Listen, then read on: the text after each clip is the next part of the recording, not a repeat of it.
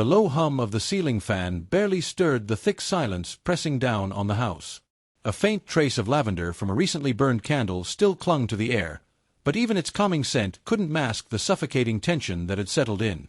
I sat on the edge of the leather couch, fingers absently tracing the rim of my whiskey glass, though I hadn't touched a drop. Outside, the storm was gathering, but inside, the real storm was already here. From the hallway, the rhythmic sound of heels against the hardwood floor broke the quiet. Slow, purposeful, confident. I looked up just as she emerged from our bedroom. Jessica. She stood there in the dim glow of the chandelier, her posture screaming defiance. A dress, one I had never seen before, clung to her figure, deep crimson, scandalously short. Not the kind of thing a married woman wears for a casual night out. No, this was a dress meant for something else entirely. I didn't say anything at first. Just watched. Over the years, I had learned that silence could rattle people more than any words ever could. And right now, that's exactly what Jessica wanted, a reaction. A slow smirk tugged at her lips as she twisted a lock of her golden brown hair around her finger. She met my gaze with a spark of amusement. "I'm going out." The words hung in the air, settling into the room like a slow-moving poison. "Oh, not where? Not with whom? Just out." I placed my glass on the table and leaned back into the couch, my expression unreadable. "That's so." Her smirk deepened. "MHM. A party?" I asked, not because I needed the answer, but because I wanted to hear how she'd frame the lie. Jessica tilted her head slightly, feigning casualness. "Let's call it a social experiment. A place where people come together. Share things." A deliberate pause. "Each other." She wanted me to connect the dots. Wanted me to react. Inside, I felt something ice-cold and calculating take shape. But on the outside, I remained still, fingers idly drumming against the armrest. "So," I said finally, my tone light, detached. "You're telling me this because—" Jessica laughed, a light, almost musical sound, but there was something cruel beneath it. "Because I don't have to lie anymore. I want you to know. I want you to picture it." A weaker man might have snapped, might have demanded answers, raised his voice, even begged. But I have never been a weak man. Instead, I studied her. Like a chess player watching an opponent make a move, oblivious to the fact that the game had already been lost. Mistaking my silence for weakness, Jessica took a step closer, leaning down, her lips hovering just beside my ear. Her perfume was strong, intoxicating, but beneath it, there was something else. Desperation. "You're so predictable, Ethan," she whispered, her breath warm against my skin. "So boring." For the first time, I let a flicker of amusement cross my face. "And yet," I murmured, my voice even, "you need me to see this, to acknowledge it. Almost like you're looking for permission." For the briefest moment, her expression faltered. Just a flash. But then she recovered, flipping her hair over her shoulder. "You'll be fine without me," she said, voice dripping with mock reassurance. "You always have been. More married to your work than to me." She turned then, heading toward the door, her heels tapping against the floor in a deliberate rhythm.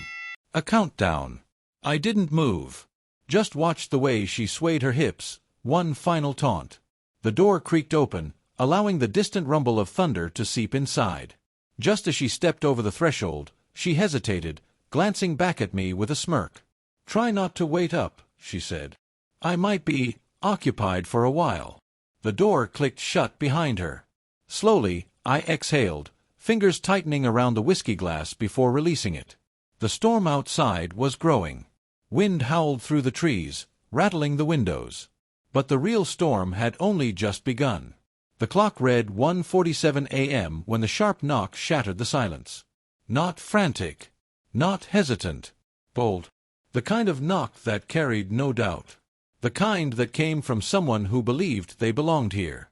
I had spent the past few hours in the soft glow of my desk lamp, going over numbers in my head, double-checking accounts, making sure every detail was in place.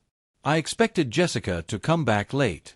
What I hadn't expected was an audience. Another knock, followed by laughter. Low voices, muffled by the storm outside.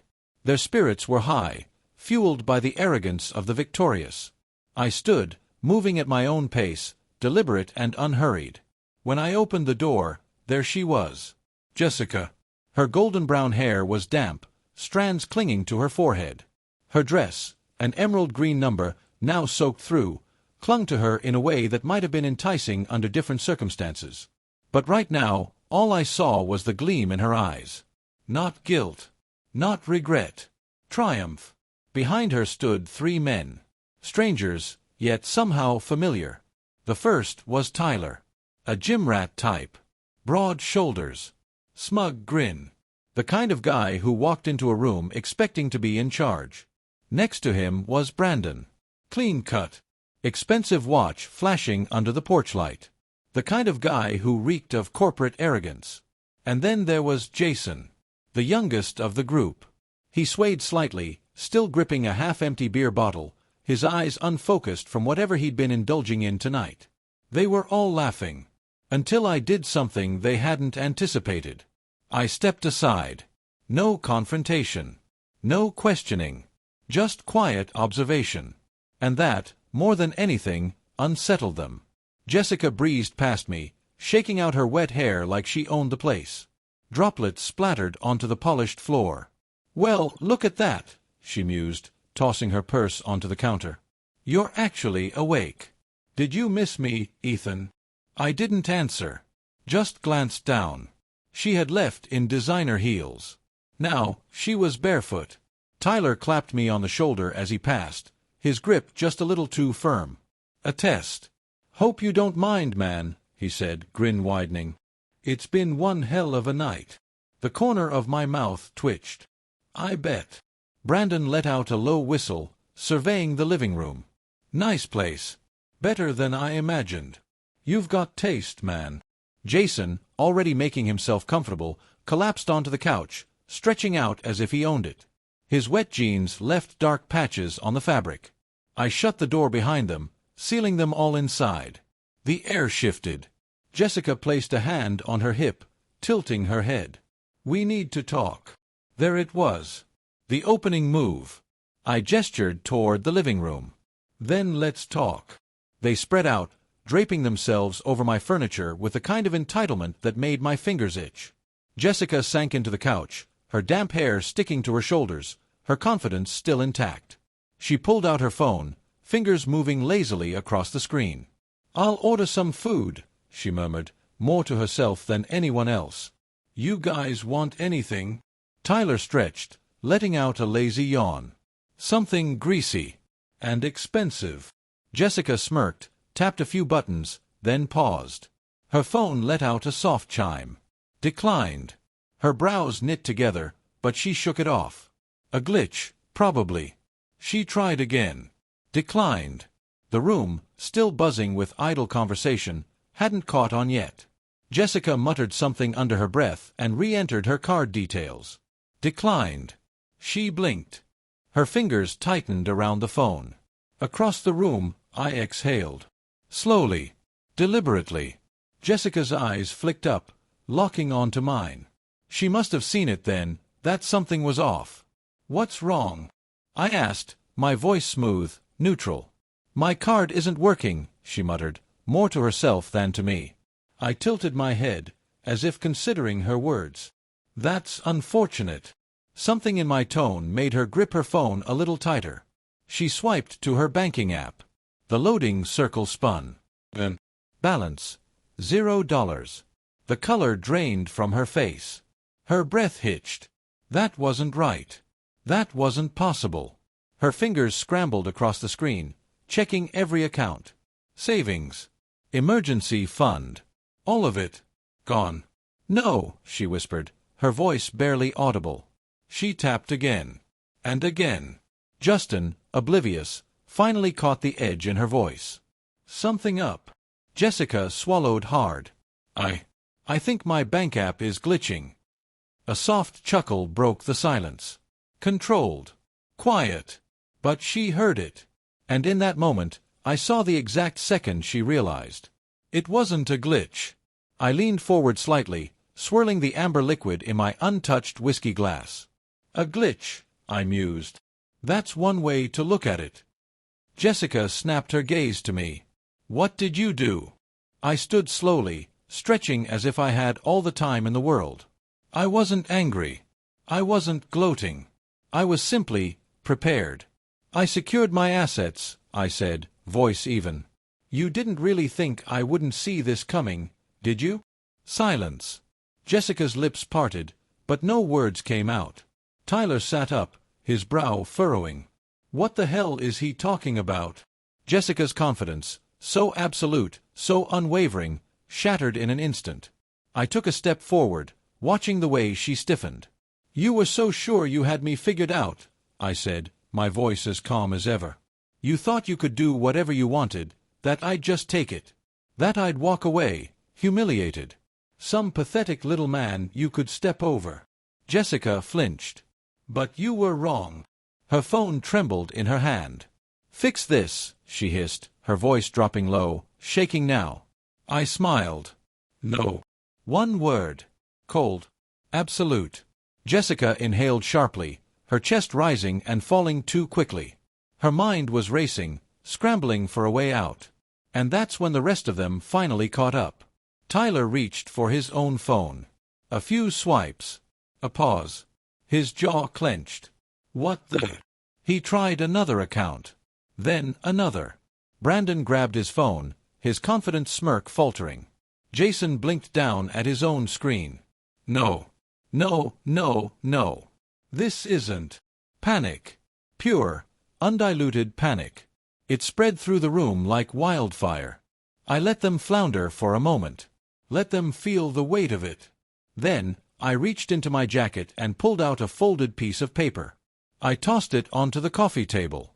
Jessica's wide, frantic eyes followed it. Her fingers, still shaking, snatched it up. As she read, I watched the exact moment she realized the full extent of her mistake. Her name. It wasn't on it. This wasn't our house. It was mine. Her grip on the paper tightened, her knuckles turning white. This isn't possible, she breathed. I smiled, slow and knowing. Oh, but it is. The air in the room had changed. A few minutes ago, they had walked in here thinking they owned the place. No. Now they were realizing just how wrong they had been. Jessica sat there, gripping the deed in trembling hands, her face drained of all color. Her eyes skimmed the words again and again, but the meaning never changed. This wasn't her house. Not a single wall. Not a single brick. It had never been. I took my time watching her process it. Watching the way her breathing quickened, her chest rising and falling in sharp, uneven breaths. Across from her, Tyler sat forward, his elbows resting on his knees. His patience, what little he had, was wearing thin. What the hell is this? Jessica didn't answer. Couldn't. So I did. It's exactly what it looks like, I said, my voice steady, almost conversational. You were too busy sneaking around, too confident in your little plans, to ever stop and check the paperwork. This house. This isn't community property. It's mine. Her head snapped up, eyes wide with something dangerously close to fear. That's not. Oh, but it is, I interrupted smoothly. And do you know what that means, Jessica? I leaned in slightly, lowering my voice just enough for the words to cut through the thick silence. It means that right now, you're trespassing. The reaction was instant. Jessica stiffened. Brandon swore under his breath. Jason, still trying to piece together what was happening, let out a nervous chuckle that died the second I turned my gaze to him. Tyler wasn't laughing anymore. His cocky smirk had vanished, replaced by something darker. He squared his shoulders, attempting to reassert dominance, to shift the power back in his favor. Yeah, he sneered. And what exactly do you think you're going to do about it? I didn't answer immediately. Instead, I reached into my pocket, pulled out my phone, and tilted the screen toward them. A single call was already connected. 911. The dispatcher's voice rang through the quiet. 911, what's your emergency? The panic hit like a tidal wave. Brandon sat up straighter, his confident exterior cracking. Jesus, man, you called the cops? Jason looked like he might throw up. Dude, this is crazy. We're not This isn't. Jessica shot to her feet. Ethan, don't. But I just smiled, cool and collected. I'd start running if I were you. For a split second, no one moved. Then, chaos. Tyler cursed and shoved himself up from the couch. We gotta go. Jason nearly tripped over himself as he scrambled toward the door. I knew this was a bad idea. Brandon followed, his composure completely gone. Screw this, I'm out. Jessica. She was frozen. She stood there, rain-soaked, barefoot, her entire plan unraveling in front of her. Her carefully curated fantasy, the one where she humiliated me, where she walked away victorious, had crumbled to dust. I watched as she turned toward the door, as if she could chase after them, as if she could somehow fix this. But there was nothing left to fix. She was alone. The front door swung open with a burst of wind and rain as the three men bolted into the storm. Their footsteps pounded against the pavement, fading into the night. Jessica didn't move, didn't breathe. And just like that, the house fell into silence once more. I leaned against the doorway, arms crossed, watching as she slowly turned back to face me. For the first time tonight, the arrogance was gone. The bravado. The smug confidence. All that was left was the reality she had never prepared for. The realization that she had lost. And I had won. The storm raged outside, rain slamming against the windows in relentless waves. The wind howled through the trees, shaking the branches, rattling the shutters. Inside, the house was eerily still. Jessica stood there, drenched, trembling, her breath coming in shallow, uneven gasps. Her perfectly planned betrayal had collapsed in on itself, leaving her with nothing but the cold realization that she was completely, utterly alone. She glanced toward the door as if she might run after them, as if Tyler, Brandon, or Jason might turn back. But she already knew the truth. They weren't coming to save her. I stayed where I was, leaning against the doorway, arms crossed over my chest. I didn't speak. I didn't need to. Jessica's lips parted, but no words came out. Her mind was still scrambling, searching for an angle, a way to regain control. But there wasn't one. You didn't have to do this, she finally whispered, her voice raw, almost broken. I arched an eyebrow. Didn't I? A sharp exhale. She dragged a shaking hand through her wet hair, frustration tightening her features. You don't understand. I let out a quiet laugh. Oh, I understand perfectly. Her jaw clenched. You're just trying to punish me. Punish you? I echoed, tilting my head slightly. No, Jessica. I'm just making sure you face the consequences of your own choices. She let out a bitter, humorless laugh. Oh, please. Don't act like you're some innocent victim here. You were always distant, always working. I felt bored. I cut in smoothly. Neglected. Like you deserved something more. She flinched. I get it, I continued. You wanted excitement. You wanted someone to look at you the way they did tonight, like you were something special. Like you were in control. Her breathing hitched slightly. But tell me, Jess, I murmured, stepping closer, just enough for my voice to drop into something razor-sharp. How does it feel now? Now that they've left you standing here with nothing? Her eyes burned with something between anger and desperation. I don't have nothing, she shot back, grasping at straws now. I still have. I held up a hand, stopping her. No, my voice was firm. Final. You don't. She swallowed hard, shaking her head, her hands clenching into fists at her sides. Ethan, please, she said, her voice quieter now, thinner. We can talk about this. That's when I knew she had finally realized just how badly she had lost. She was shifting strategies now, trying to backpedal, trying to salvage whatever she could. But it was too late for that. I exhaled slowly, shaking my head. We're past talking. Jessica took a shaky breath, wrapping her arms around herself as if that might somehow shield her from the weight of what was happening. I made a mistake, she admitted, her voice barely audible over the storm outside. I didn't think. No, I cut in. You didn't think. She winced. You were so sure you had everything under control, I continued, my voice still eerily calm. so sure you were the smartest person in the room." Jessica swallowed hard, blinking rapidly. "But tonight," I said, taking one final step closer, "you found out the truth, didn't you?" She pressed her lips together, her whole body rigid with the effort of holding herself together. "You weren't in control," I told her, my voice low and certain. "Not then. Not now." She had nothing left to say. For the first time since this entire game started, she had nothing at all. The rain outside poured harder, drumming against the pavement. The wind sent leaves skittering across the porch, howling through the cracks in the doorframe. Jessica shivered. Not just from the cold, but from something much worse. The truth. Jessica let out a slow, shaky breath. "This isn't fair," she murmured, and for the first time tonight, I let out an actual laugh. "Fair?" I repeated, shaking my head. "You want to talk about fair? What part of tonight was fair, Jessica?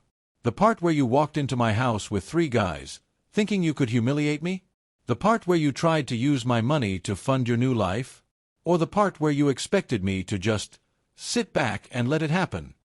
She didn't answer. Couldn't. Because we both knew the truth. She hadn't just lost tonight. She had lost everything. The realization sat heavy between us, a weight neither of us could ignore. Outside, the rain continued to fall, pounding against the pavement like a relentless drum. Jessica inhaled sharply, lifting her chin, as if trying to reclaim even a shred of dignity. "So what now?" she asked, voice brittle. "Are you going to kick me out into the storm?" I held her gaze for a long moment before I exhaled, shaking my head slightly. "I don't have to," I said simply. Her brows furrowed, confusion flickering across her face. "What do you?" And then it hit her. She wasn't on the inside anymore. She was standing just past the threshold of the house. Outside. Her stomach dropped. She hadn't even noticed it happen. But I had. One small step back. Then another. Just tiny movements as the conversation had unfolded, as I had guided her toward the inevitable. And now she was exactly where she had been heading all along. Oh. Her breath came in shallow, unsteady bursts.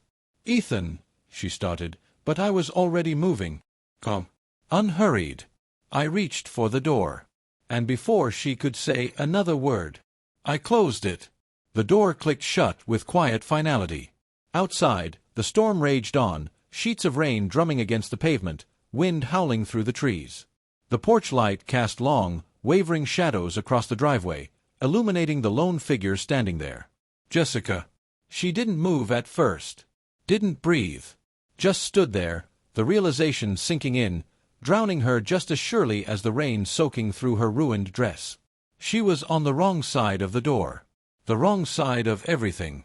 Inside, the house was warm. Dry. Secure. Mine.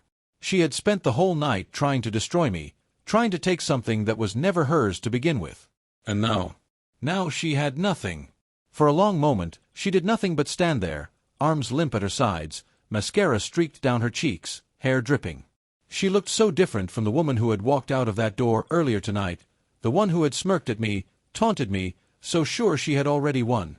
She had been so certain that I would crumble, that I would fall apart at the sight of her in another man's arms, that I would lash out, or beg, or rage, or sink into pathetic, helpless silence. She never considered that I might do something worse, that I might be prepared, that I might be the one calling the shots by the end of the night. Jessica's lips parted, her breath hitching, a faint, shaky exhale escaping into the cold night air. She stepped forward, lifting a trembling hand as if to knock. Then she hesitated, because she knew. She had made her choice, and I had made mine. For a few seconds, she lingered there, staring at the door, shoulders rising and falling with each unsteady breath. Then, slowly, she lowered her hand. She turned, and she walked away, barefoot, dress clinging to her, shivering against the relentless wind. The storm swallowed her whole. I let out a slow breath, exhaling the last traces of tension still clinging to my chest. It was over. I turned away from the door, my steps steady as I moved through the house. My house. The remnants of the night still lingered in the air, the scent of rain, The faint echo of laughter that had long since died, the weight of everything that had unraveled in just a few short hours. I stepped over to the couch, where the whiskey glass I had abandoned earlier still sat on the table. I picked it up, swirled the liquid inside. Then, for the first time all night, I took a slow, deliberate sip. The warmth spread through me, sinking deep. I leaned back into the leather, exhaling as the storm roared outside. Jessica had played her game. And she had lost. I had nothing to wait for anymore. So I closed my eyes. And I let the storm pass. Thank you for visited my YouTube channel. Your support, likes, and comments truly inspire me to create even more engaging content. If you enjoyed this video, don't forget to subscribe and hit the notification bell so you never miss an update.